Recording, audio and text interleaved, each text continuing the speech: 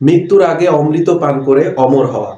বিষয়টা হচ্ছে এসএসসি 2026 ব্যাচের শিক্ষার্থী, তোমাদের উদ্দেশ্যে আজকে ভিডিওটা তৈরি করা। তো যারা 2026 সালে এসএসসি পরীক্ষায় বসবা, কিন্তু এখন পর্যন্ত বাংলা প্রথম পত্রের গদ্য এবং পদ্য একবার হলেও পড়ে শেষ করতে পারোনি, তারা একদম হতভাগা। তো তাদের জন্যই আর কি এই ভিডিওটা বানানো। শেষ পর্যন্ত যে কয়দিন আছে এই কয়দিন পড়বা। মাত্র 17টা গদ্য এবং পদ্য থেকে বের করে মাত্র 10টা গদ্য এবং পদ্য তোমাকে পড়ে যেতেই হবে পরীক্ষা হলে।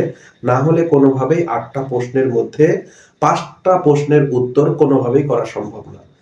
তো আশা রাখি যে পাঁচটি করে 10টি আমি গদ্য এবং পদ্য দিয়েছি, এর মধ্যেই কমন থাকবে ইনশাল্লাহ।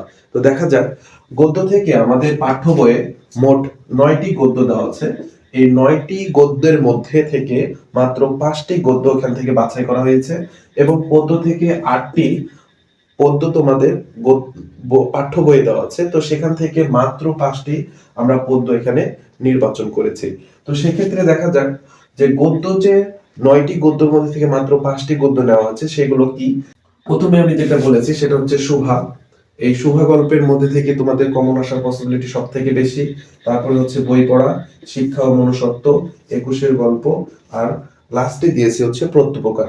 তো রাজশাহী বোর্ডের জন্য, বিশেষ করে রাজশাহী বোর্ডের জন্য আমি বলছি যে এই যে 5টি যে গদ্য দিয়েছি, 5টি গদ্যের মধ্যে থেকে তোমাদেরকে মাত্র 2টি লিখতে হবে গদ্য থেকে, পদ্য থেকে 2টি, এই করে 4টি, এবং যে কোনো একটা থেকে আরো একটি, মোট 5টি প্রশ্ন। এই 5টি প্রশ্নের উত্তরের জন্য তোমরা পাবো 50, এবং এই 50 মার্কের জন্য মাত্র 10টা গদ্য এবং পদ্য পড়লে আশা করি যে তোমাদের সৃজনশীল কমন পড়বে, এবং সৃজনশীল তোমরা সুন্দরভাবে লিখে আসতে পারবা। তো এখানে পদ্য 5টা বলা হচ্ছে কি কি দেখো। বলা হচ্ছে কপোতাক্ষ নদ।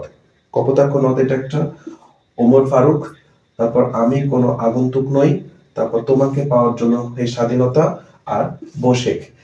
আশা করি যে এই যে 10টি গদ্য এবং পদ্য দেওয়া হলো, এই 10টি গদ্য এবং পদ্যের মধ্যে থেকে চারটি চারটি করে 8টা প্রশ্ন আসার পসিবিলিটি সব থেকে বেশি 2026 ব্যাচ তোমরা যারা ক্যান্ডিডেট আছো। তো ভালো থাকো, সুস্থ থাকো, এবং ভালো করে পরীক্ষার প্রস্তুতি নাও। আর একটা গুরুত্বপূর্ণ কথা হচ্ছে যে তোমাদের যে উপন্যাসটা আছে 1971, এটা মাস্ট বি 20 মার্কের জন্য পড়তেই হবে। শেষ পর্যন্ত একবার হলেও তুমি ওই উপন্যাসটি পড়ে শেষ করবা, এবং শেষ করে পরীক্ষার হলে যাবা। কারণ মনে রাখবা এখানে 20 মার্ক রয়েছে। তো ভালো থাকো, সুস্থ থাকো, আল্লাহ হাফেজ।